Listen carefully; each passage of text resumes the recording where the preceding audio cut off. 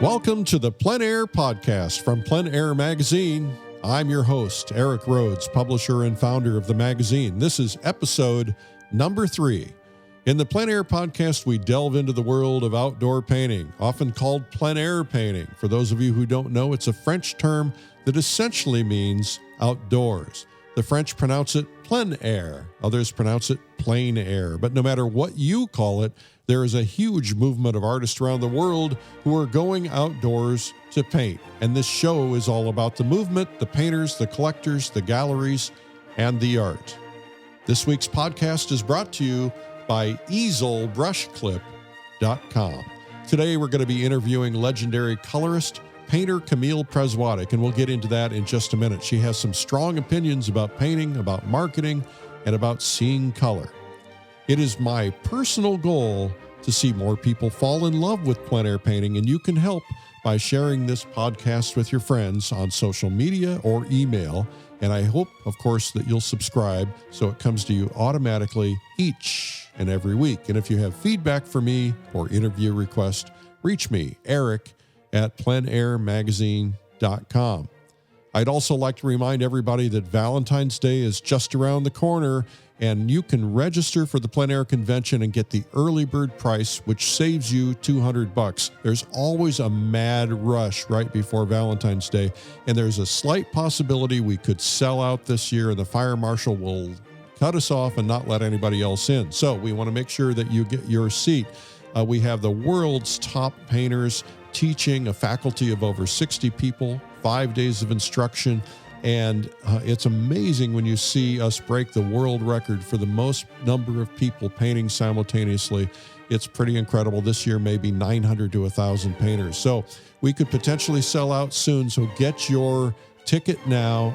Get it before Valentine's Day so you save $200 so you can use that for art supplies or travel or whatever. So go to pleinairconvention.com. Well, it's time for the interview. Before I ever founded Plein Air Magazine, I was a reader of other art magazines, which is where I first discovered Camille Przewodyk. I ended up studying with her on Mondays for a couple of years, and she was very instrumental in me founding the magazine. She gave me a lot of encouragement, a lot of ideas, and so I think it's time to get to Camille. So Camille, first off, everybody's always confused about your name. I'm sure you spend 20 minutes on the phone with people about the pronunciation. Did I get it right? Is it Przewodyk? Perfect. Perfect. Okay, good. Yeah, that's the first question I get asked at all my workshops. What's the second? Why do we have to paint? Do you really see those colors? That's right. I'd like to understand kind of the track that you were on. You were in a very special place at a very special time in Provincetown. Will you tell us a little bit about that? Yeah, I was at the Academy of Art majoring in illustration. I was ready to take my portfolio out.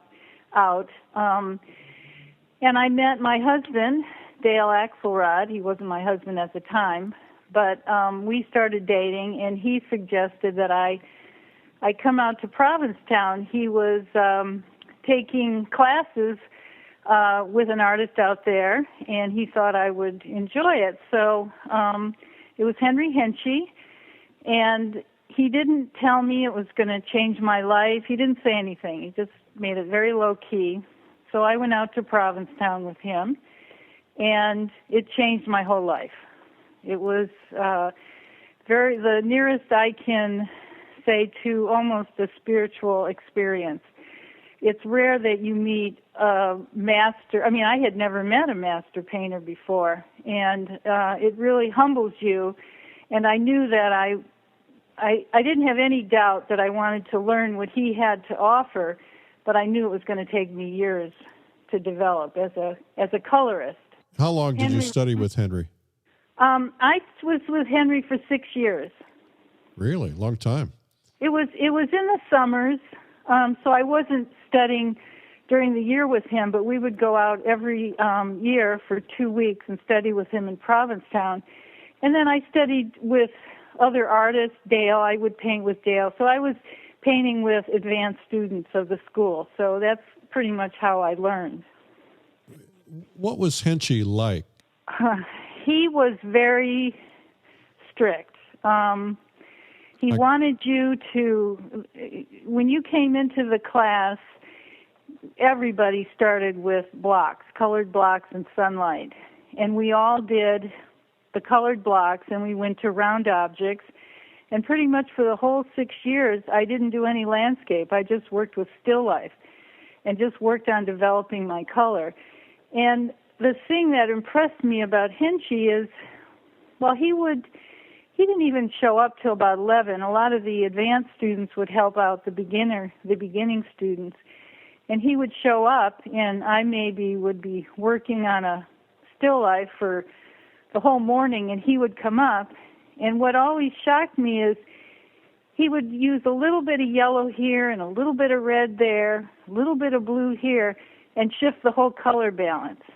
So it was the master that knew where to shift the color balance, something that I had been struggling with the whole morning. It took him a few minutes to completely shift what I was painting. And can you do that now? Can I do? Yeah. Well, I'm closer. I'm not a Henchy, but I can do that to other students. And you say he was strict. What did he do as a teacher that made him strict?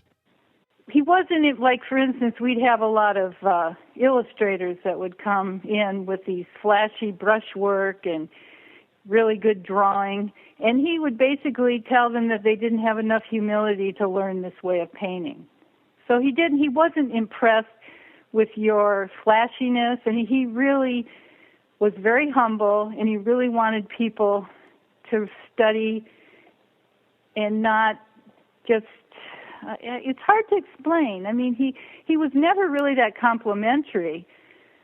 It was always like, how can you improve, or how can you do it better? But he was, I never really got too much encouragement. Like, the encouragement I got was from Dale, my husband. He really was the one that was, oh, wow, you're doing so great, and, you're really improving, and you're really getting this, much faster than I did. But in retrospect, when we look back at some of my paintings, I was like, why didn't you tell me they were so bad? Well, maybe he didn't know. Well, no, he did. But I think he just wanted to encourage me, because I think you need that. I've always liked really strict teachers, but you also need, the compliments too, or the encouragement. So how did that impact your teaching style? Well, I think when I first started, I was much stricter. I remember when I first started, it was like, you will do it my way or you will not do it. I had that kind of attitude where over the years people have said to me, boy, you've really mellowed. And I think part of it is I don't think you need to have that kind of attitude. I think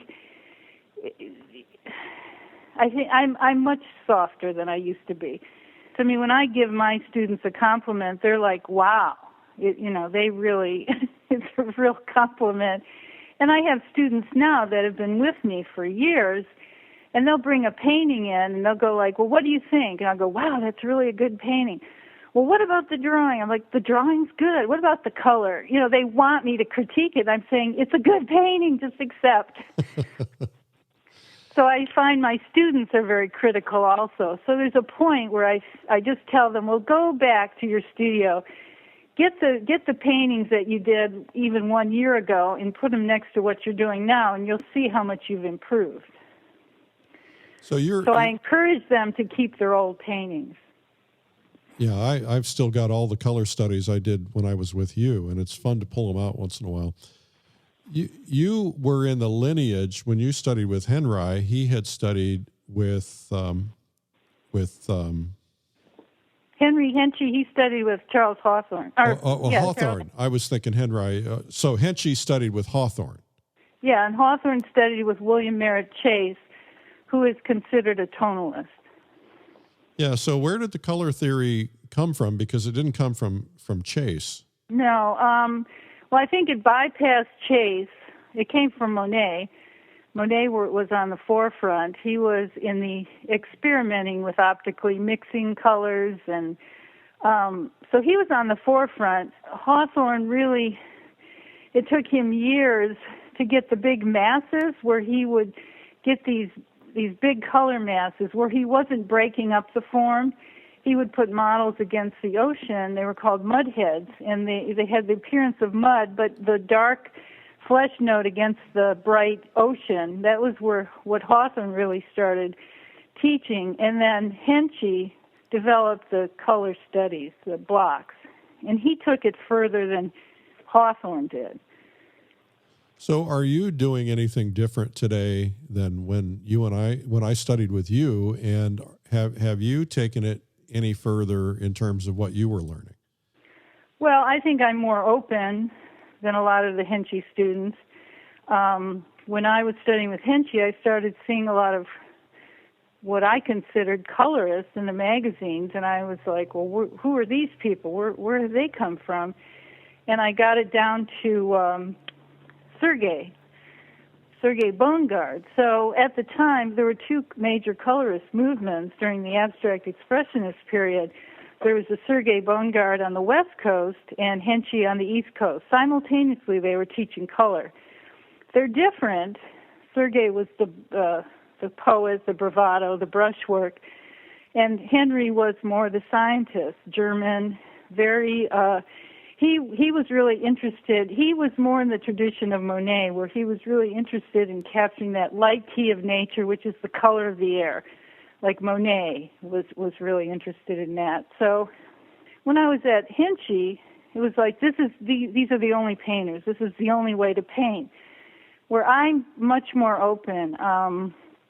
You can't. There's so many great movements out there. The Richard Schmid, and I want to have it all. I want to have good color, good composition, good drawing, and that's really what my quest has always been. I take workshops, but very specifically, when I go to a workshop, I'm not necessarily going to it for color. I may be going to it for structure, form, composition.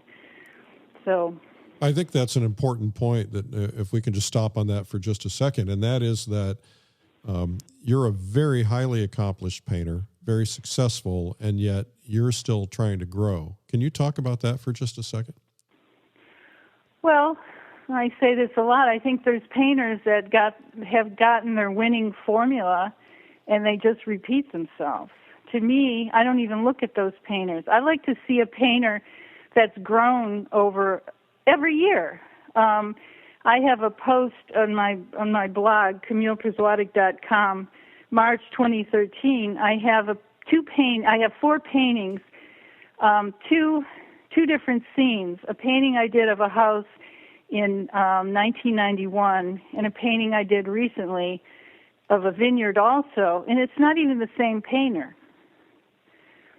You can really see the growth.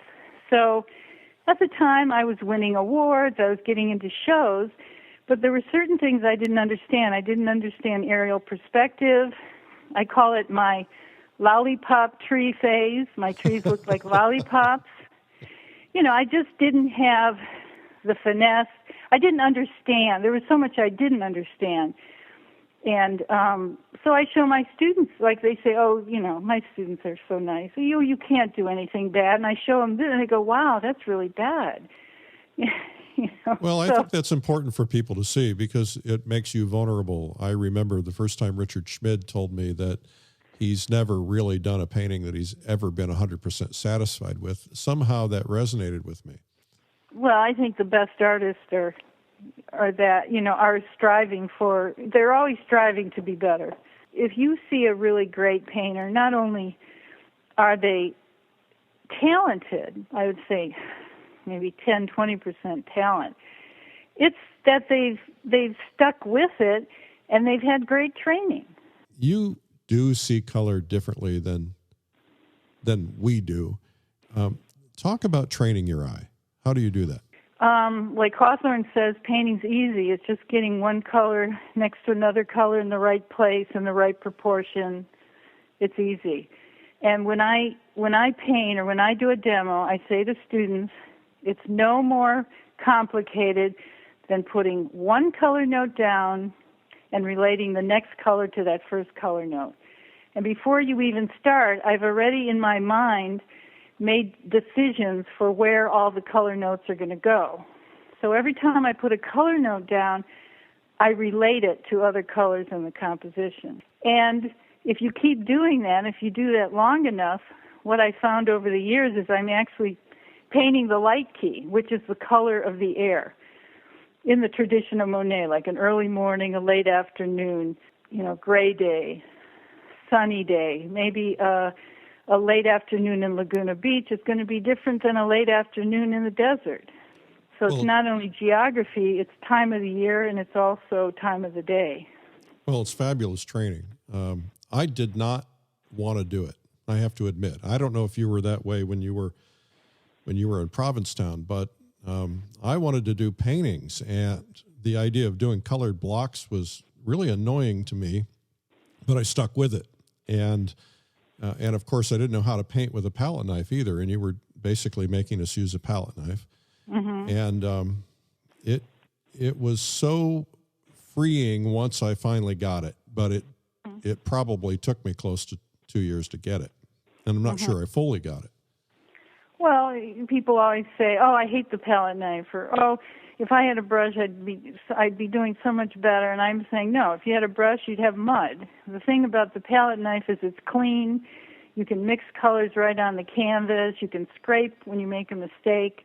And it also takes you out of your comfort zone, which is what I'm trying to get people to do, not to repeat themselves, but to try something new. So it kind of frees people up. And what I also find is the more advanced you are, the more you can appreciate the value of the block studies. I had 2 workshops with the DreamWorks, young guys, actually. There were 3 women, mostly guys in the workshop, but they were advanced painters, and they wanted color, and they struggled, and they understood the complexity of the block studies. It's the beginner that comes in and says, "Oh, I don't need to do block studies." But what I say is, if you can't paint a block, or if you can't lay a block down on the table, how do you expect to paint a decent tree or bush or house? I can tell within 10 minutes how advanced you are as a painter with the block studies. Well, and what we do is we take everything out of the equation. We take, the simple blocks, so you're only focusing on the color. That's the benefit of doing those block studies. And then you move to more complicated subject matter. People don't stay in the blocks, and we move on to round objects. Like my workshops go from blocks to round objects to a house on the ground, which is basically a block, to full landscape to figure on Friday. So you're taking this approach and you're applying it to all subject matter. Yeah, for the people who haven't actually had the experience of painting colored blocks, perhaps you can articulate what exactly that is. I know what it is because I've gone through it, but maybe you can explain it for them so maybe they can try it at home. There's simple blocks. You start out with red, blue, yellow, white, and maybe a couple colored cloths, and you paint hopefully, it's easier to start in full sun, and then you organize your lights and your shadows. And once you put a color down, the thing about what I do is once you put a color down, you don't repeat it anywhere else in the painting. Now, most people will say, well, you should, to get color harmony, you've got to repeat it. I'm not saying that you put an orange down, you're not going to put another orange down there. You're going to shift it'll be maybe a warmer or cooler orange, or there's a variation, but you're not going to put that same color down somewhere else. You're actually doing that on your paintings as well, not just your color studies. Yeah, when you look at my paintings, I haven't repeated a color. Like if I have a color in the background, you won't see it anywhere else in the painting. I will have shifted that color. It might be close, but I will have shifted it. And are you painting everything that you see, or do you gray down colors in certain areas to make focal points pop? Well, now I do, but it depends. Sometimes I'm just trying to capture the light key, and other times I'm doing other things. So it varies. But for the most part, I try to paint what what I've been taught to see. It's or how to create the illusion of that particular light effect. Over the years, painting so much, I begin to understand how to paint, like the difference between a gray day versus a sunny day. Or it becomes more complicated. Try to paint an early morning light, if you have a sunlight all day, early morning versus an afternoon. They're both warm, but there's a subtle change in the color. It gets harder to paint those variations. So when I start people out, just try to get a sunny day. We're not even worrying about early morning, late out. We're just trying to get a sunny day. You work with a lot of new artists. What is the advice you have in terms of really honing your craft as a painter? Getting good instruction, and I think it's just putting the time in. And it's not, the time in doesn't necessarily mean just painting. I mean, I used to have to paint all the time. Now I may go to a museum or I may do other things. It's just not about, I'm painting smarter now, but I think, it's just getting good instruction and then learning the craft. Once you learn the craft, then the real work begins, because then you have to find your voice. Once you learn how to play your instrument, then you have to find your voice. And what separates you from every other plein air artist out there? How do you do that? How do you do that? I tell people to start a notebook, when you go through a magazine, what just grabs you? Just clip it out. And over the years, start looking at, not that you want to paint like that particular painter, but you want to figure out what it is about that particular painting that really talked to you. Like for me, I'm into intimate scenes. I collect intimate scenes. I don't do vistas. And that's what I started finding. That's what I was clipping out of magazines. So you start understanding what inspires you by, what you choose to put in your book. And I think also it's subject matter. What you choose to paint determines what your voice is. Like a lot of people said to me, "Why are you limiting yourself? Why are you calling yourself a plein air colorist?" And I go, well, that's what separates me from a lot of the plein air artists. I have a very specific look. I'm interested in light key.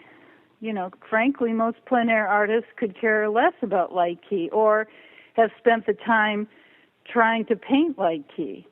Not to say that's good or bad. It's like some people are more interested in edges and composition and value. I'm really interested in those also, but I'm also interested in light key. So that's an important part of my work, and that's what separates my work from a lot of plein air artists. The other thing is using, I have 26 colors. I don't have 3 colors or 4 colors. And I think a lot of artists now are trying to get color. I've noticed, 10 years ago, people were telling me, lose your color. And now people are trying to get color, but there's no color instruction.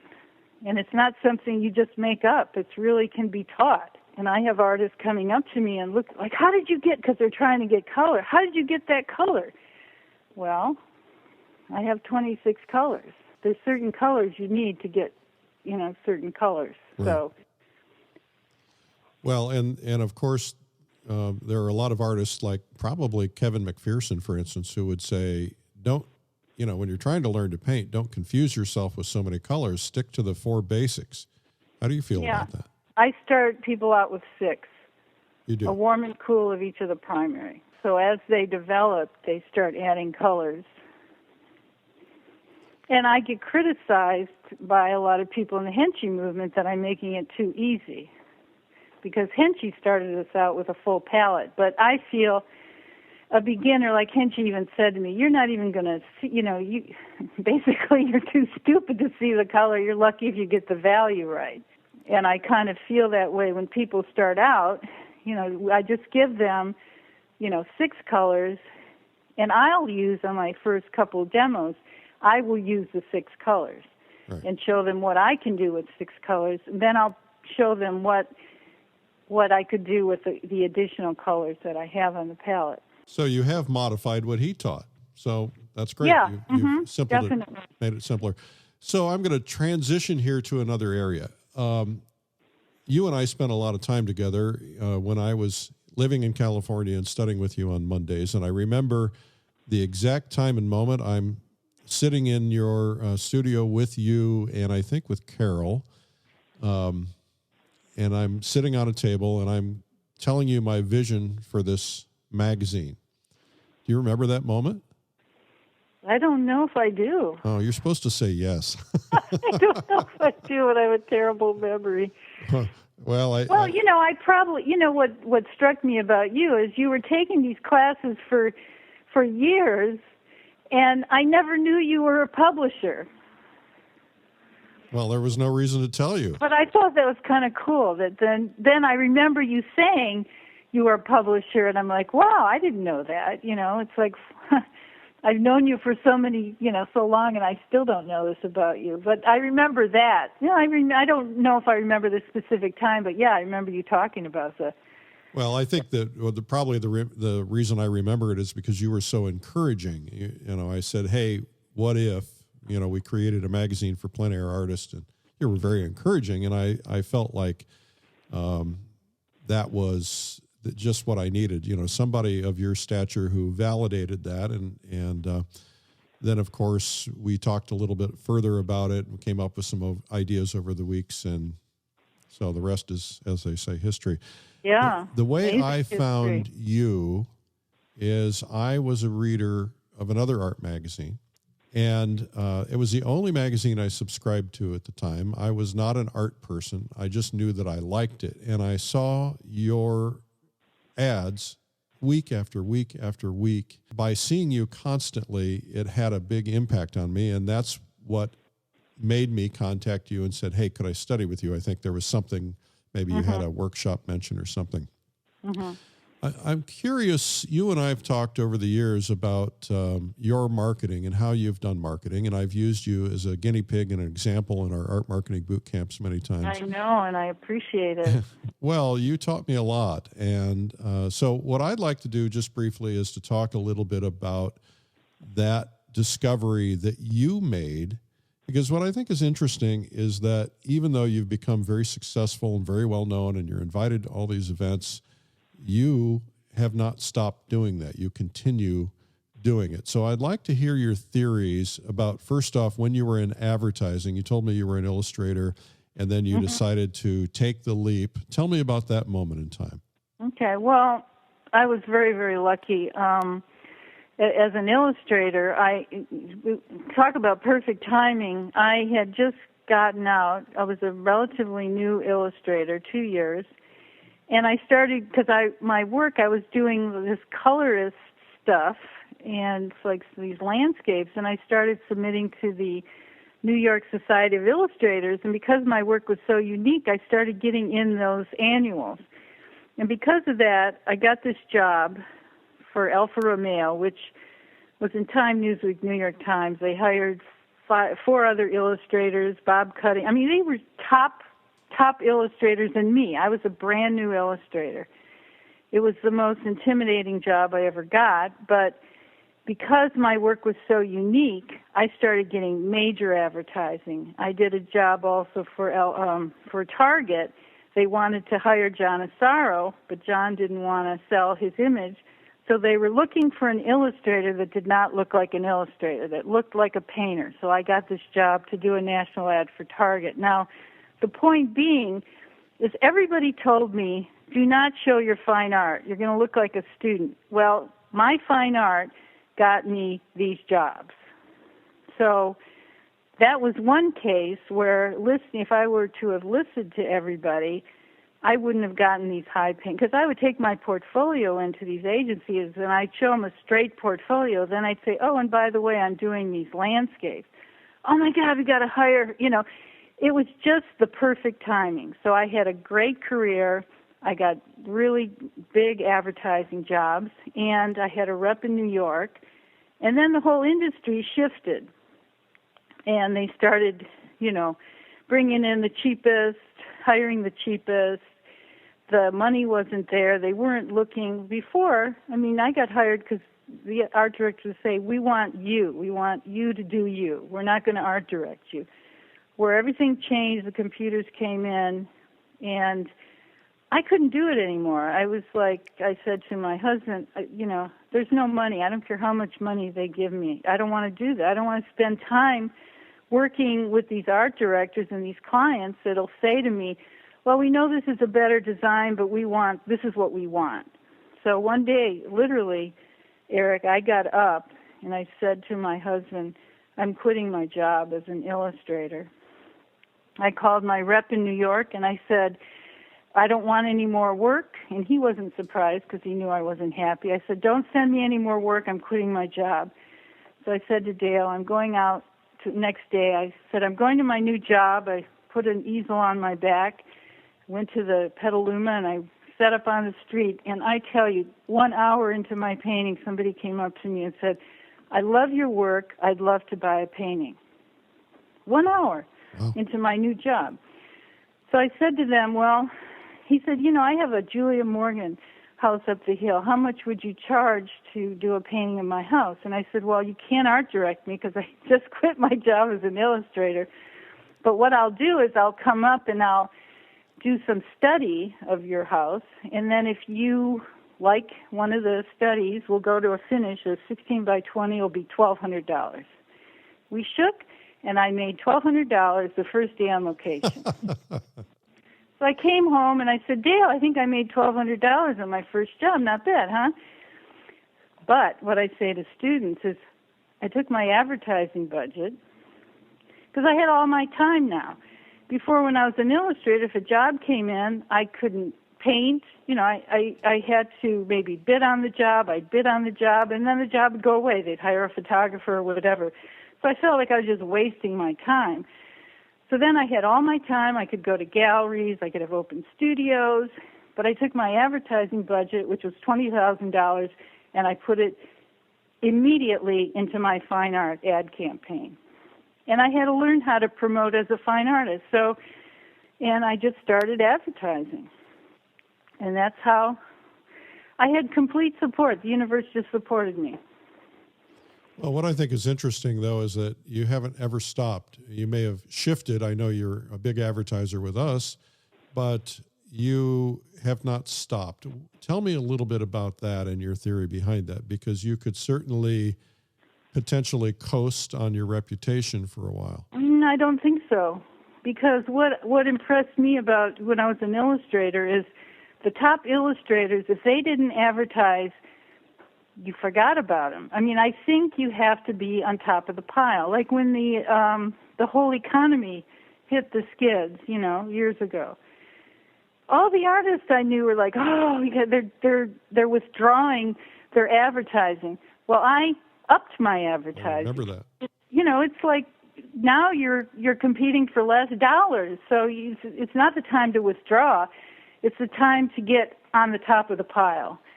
And so that's my theory. I also think advertising or promoting is always changing. It's not a stationary. The economy is changing constantly. And I think a lot of, like when the economy was really bad, the entry-level artists were the ones that were really hit. But the people with money still had money, and even more money. They get more money. They were still buying the high end. I think it's the low end that really suffered. And the other thing is, I think at that point, I started promoting differently. I started doing long-distance learning, which is something I do. I started being more creative with my advertising. And, well, I think I'm always thinking with I'm still dealing with social media.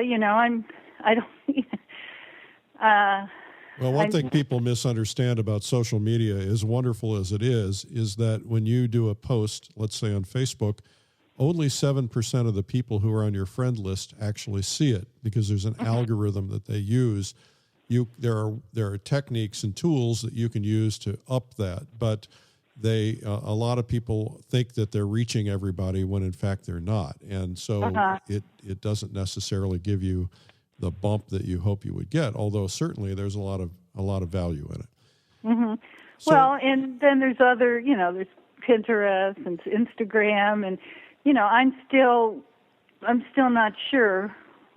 I'm learning, and I hire people to help me do it, but I'm always open to changing the way I promote, or it's just the time. Sometimes it's just time. I just don't have time to do it all. Right. Well, and these days you almost have to do everything, and it's hard to do that. So you almost you got to pick something that you can master, and then if you can do other things, that's great.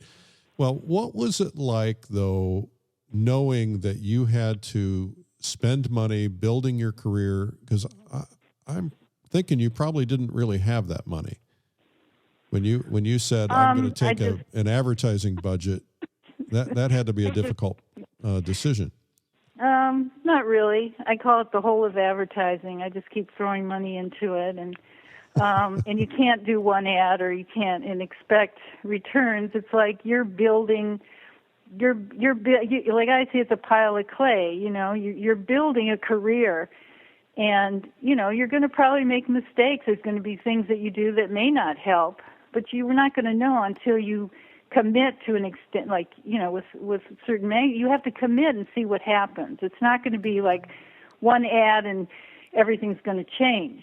And I have clients now. I mean, I see it. I can go anywhere in this country, and if you're into plein air, I can say, my name is Camille Przwadek, and bam, they know me. Right.